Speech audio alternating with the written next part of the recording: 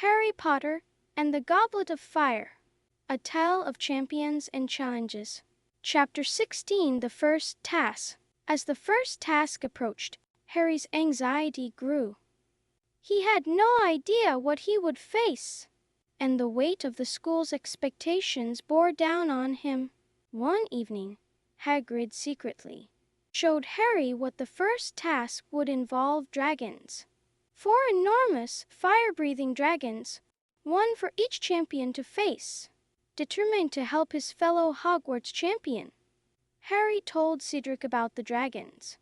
It was only fair, he thought, as the other school's champions already knew. With Hermione's help, Harry practiced the summoning charm relentlessly. His plan was to summon his firebolt and outflay the dragon. On the day of the task, Harry drew the fiercest dragon of all, the Hungarian Horntail. As he stepped into the arena, the crowd's roar faded to a distant hum. It was just him, his wand, and a terrifying beast guarding a golden egg. "Accio Firebolt!" Harry shouted. Moments later, his broomstick zoomed into the arena. He mounted it and soared into the air, his fear transforming into exhilaration as he faced the challenge head-on. Chapter 17, The Unexpected Task. In the wake of the first task, Harry's popularity soared. Even Ron had come around.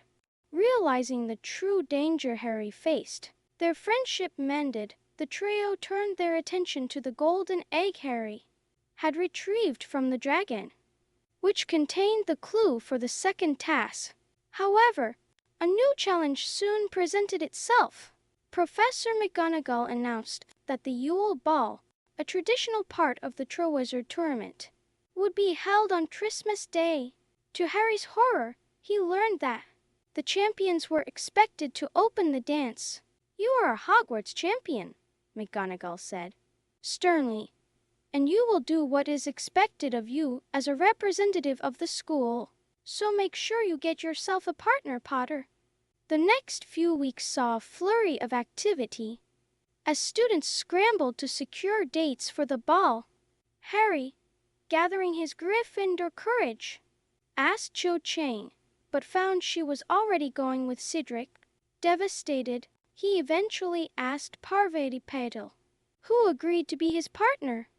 Ron, after a disastrous attempt to ask Fleur Delacour, ended up with Parvati's twin sister, Padma. Hermione, meanwhile, remained mysteriously tight-lipped about her date. Chapter 18, The Yule Ball. On Christmas night, the Great Hall was transformed into a winter wonderland. Ice sculptures adorned the room, and enchanted snow fell from the ceiling, evaporating before it reached the dancers. Harry and Parvati joined the other champions and their partners to open the dance. As they waltzed across the floor, Harry caught sight of Hermione, looking stunning on the arm of none other than Victor Krum. Ron's jaw dropped in disbelief. As the night wore on, tensions rose. Ron, jealous of Hermione's partnership with Krum, picked a fight with her. Harry, torn between his friends, found himself wishing he could escape the ball altogether. Meanwhile, Harry overheard a suspicious conversation between Snape and Agur Karkaroff, the Durmstrang headmaster.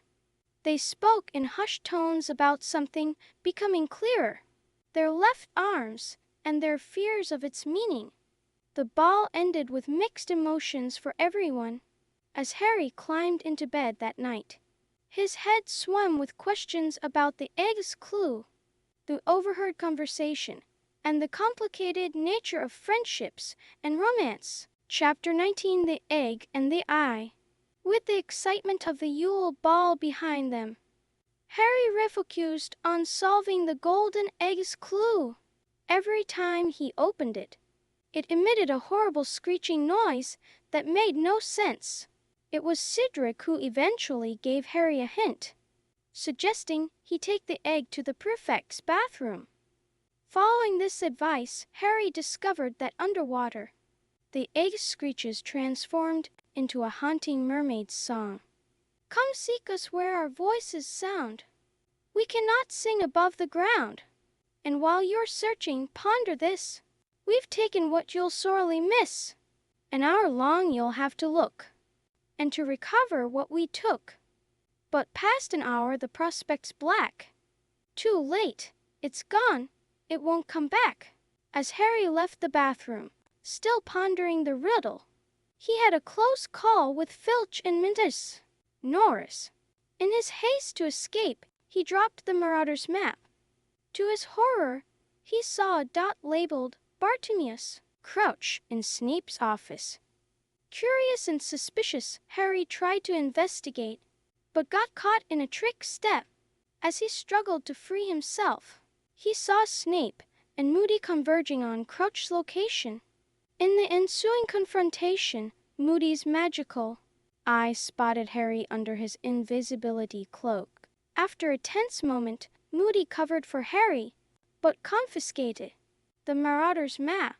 As Harry limped back to Gryffindor Tower, his mind raced. Why was Mr.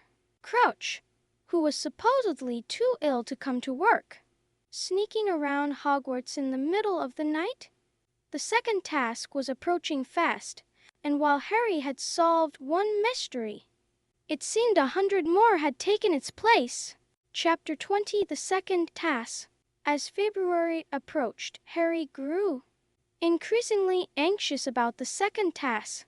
He knew it involved the Black Lake, but he still hadn't figured out how to breathe underwater for an hour.